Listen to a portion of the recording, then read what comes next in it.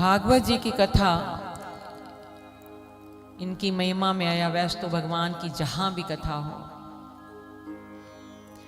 मत कथा वाचकम नित्यम, मत कथा श्रवणे रतम, मत कथा प्रीत मनसम, नाहम तक्ष्यामि तम नरम। भगवान अपने भक्तों का कितना ध्यान करते हैं। देखो हम क्या ठाकुर की पूजा या भक्ति करेंगे।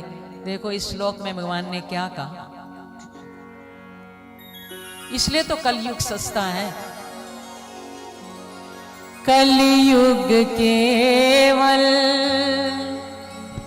हरि गुण गाहा, कलयुग केवल हरि गुण गाहा, कलयुग केवल हरि गुण गाहा, कलयुग केवल हरि गुण गाहा, गावै नर पावै भवथा, गावै नर पावै भवथा, मंगल भवन अमंगल हारी, मंगल भवन अमंगल हारी, द्रवों दशरथ अजर बिहारी, द्रवहु सो दशरथ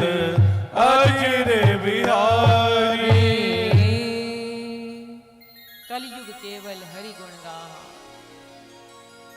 कलयुग में नाम की बड़ी महिमा है।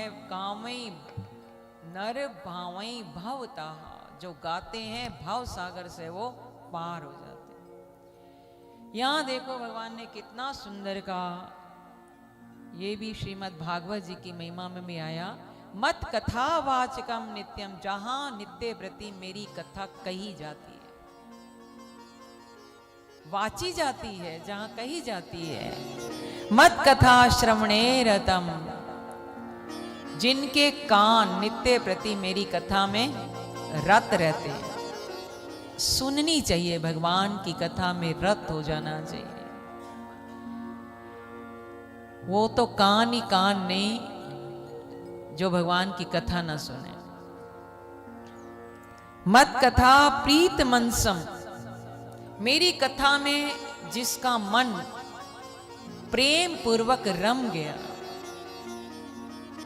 तेषां सतत युक्तानां भजताम प्रीति पूर्वकम। गीता 10वें अध्याय का 10वें श्लोक में भगवान ने भी कहा कि प्रेम पूर्वक जो मेरा भजन करता, जिसका मन प्रीत यानी प्रेम से मेरी कथा में मन जिसका लग गया, ऐसे भक्तों के लिए भगवान ने क्या कहा।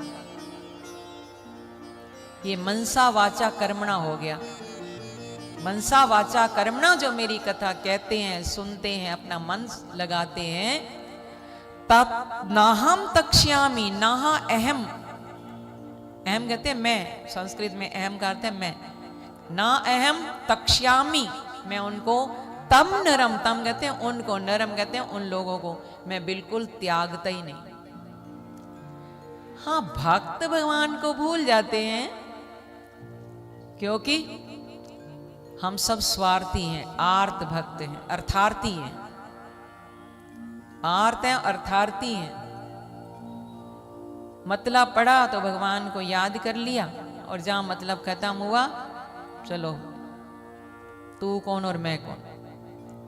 पर भगवान ने तो इतना वचन दे दिया कि जो मेरी कथा सुनते हैं, पढ़ते हैं, गाते हैं, अपना मन लगाते हैं, नाहम तक्ष्यामि तम नरम, मैं उन लोगों को कभी त्यागता नहीं हूं।